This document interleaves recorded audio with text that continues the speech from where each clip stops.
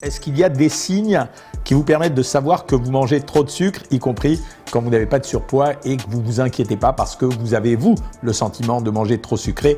Quels sont ces signes? Il y en a 7 ou 8, je vais vous les donner. Bienvenue sur la chaîne Jean-Michel Cohen, la chaîne où on ne parle que de nutrition et où on ne vous prend pas pour des patates. Il existe des signes qui vont vous montrer que vous consommez trop de sucre et je vais vous les donner dans cette vidéo.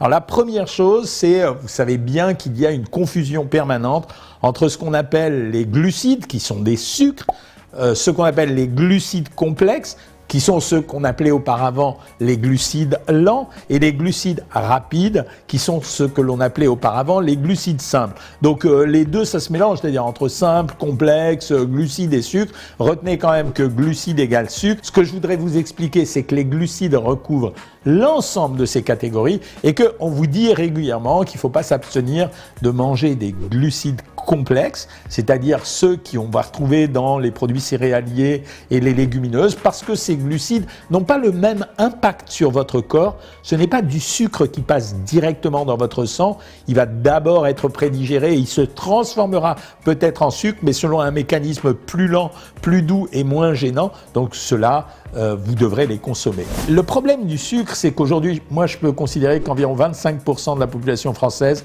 est quasiment en situation de prédiabète. On a des problèmes avec le sucre pour plusieurs types de raisons. Il y a un problème de production d'insuline, c'est ce qui crée souvent le diabète de type 1. Ça veut dire votre pancréas, l'organe qui fabrique l'insuline, ne fonctionne pas. Ou en tout cas, il ne sait pas sécréter de l'insuline. Forcément, l'insuline, à quoi ça sert? Ça sert à faire rentrer le sucre depuis le sang jusque dans les cellules. Alors, si cette insuline, il n'y en a pas, le sucre, il va circuler tranquillement dans le sang. Il y a l'autre type de diabète. En fait, il y a une résistance à l'insuline. Les cellules ne répondent pas à l'insuline. Ça veut dire, par exemple, c'est le cas de la personne qui est en fort surpoids. Cette personne qui est en fort surpoids, elle a tellement de cellules qu'il y a une insulinorésistance. L'insuline n'arrive pas à faire rentrer le sucre dans les cellules, il y a trop de cellules.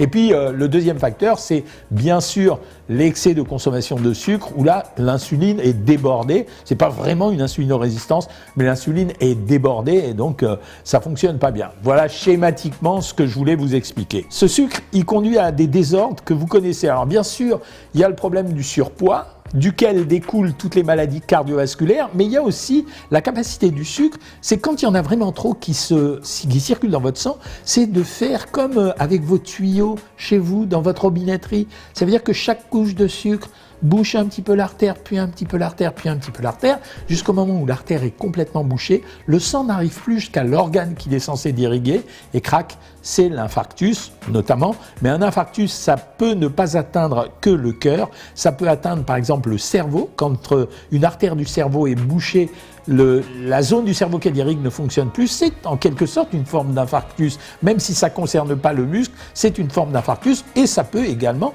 se produire au niveau des pieds par exemple, et c'est le problème des diabétiques qui ont souvent, parce que c'est de toutes petites artères, des problèmes de pieds parce que le sucre a bouché leurs artères. Quelle quantité de sucre consommer par jour? Et on peut aller maximum jusqu'à 10%, c'est-à-dire pour les femmes, ça sera grosso modo 40 carrés de sucre et pour les hommes, ça sera 50 carrés de sucre. Bien sûr, je vous ai parlé en termes de carrés de sucre, mais ça sera en fonction de ce que vous avez consommé. On va trouver du sucre dans d'autres produits, dans les gâteaux, dans les biscuits, dans les sodas, etc., etc. Est-ce que je dois farouchement contrôler cet apport en sucre? Oui.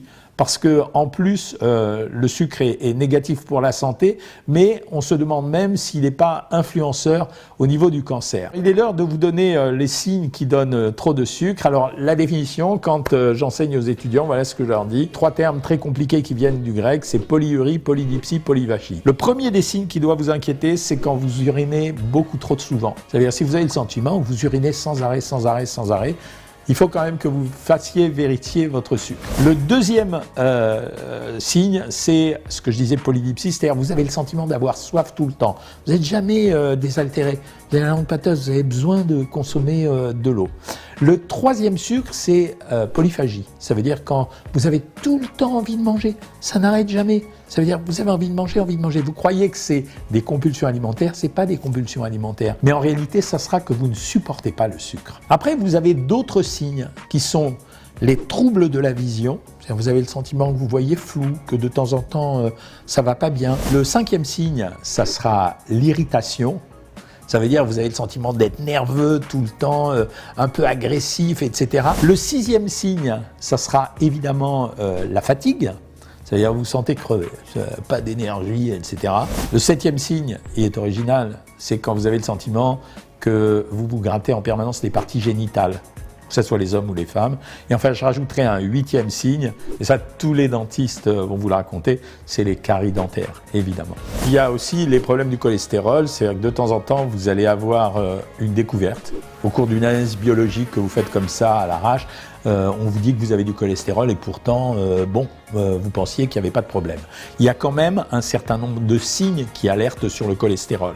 Alors la première chose que vous devez savoir, c'est qu'on parle tout le temps des aliments qu'on doit consommer ou qu'on ne doit pas consommer pendant le cholestérol. Ce que vous devez savoir, c'est que ça fait un certain nombre d'années maintenant, pas très longtemps, qu'on s'est rendu compte que seulement 25% du cholestérol qui circule dans notre sang provient de notre alimentation. Les 75 autres pourcents sont fabriqués par nous-mêmes. Ça ne veut pas dire qu'on le fabrique en permanence comme une usine qui tourne, hein. Ça veut simplement dire qu'on est capable et susceptible de fabriquer le cholestérol à partir de l'ensemble des aliments qu'on a consommés, même si c'est des bonnes graisses. Donc il faut vraiment faire attention et on pense que pour ça, il y a une forte détermination génétique. Alors évidemment, si vous vous goinfrez en permanence de produits riches en cholestérol, vous en aurez, mais c'est pas forcément systématique.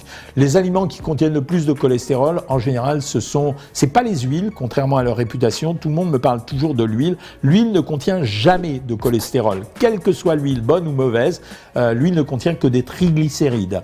Les aliments qui contiennent du cholestérol, c'est essentiellement la chair animale, ça veut dire la viande, mais aussi les œufs, mais aussi les produits laitiers, et donc le beurre, fatalement, c'est essentiellement cela. Les autres contiennent la plupart du temps des huiles végétales et bien sûr les produits transformés de l'agroalimentaire qui vont utiliser l'ensemble de ces produits, c'est-à-dire ceux que je vous ai décrits.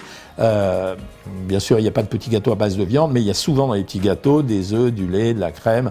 Voilà, donc tous ces produits vont contribuer à fabriquer du cholestérol. Et le danger du cholestérol, c'est essentiellement que le cholestérol se dépose le long des artères et il va boucher les artères un peu à la façon du sucre dont je venais vous parler. Il y a deux catégories de cholestérol, le HDL et le LDL. Le LDL, c'est, pour vous en souvenir, c'est le mauvais. L comme lait. H comme, je sais pas quoi, hors cholestérol. En fait, vous pouvez avoir un peu de cholestérol. Si vous avez un super HDL cholestérol, le bon cholestérol, le cholestérol se décroche des artères. C'est à ça qui sert le HDL cholestérol.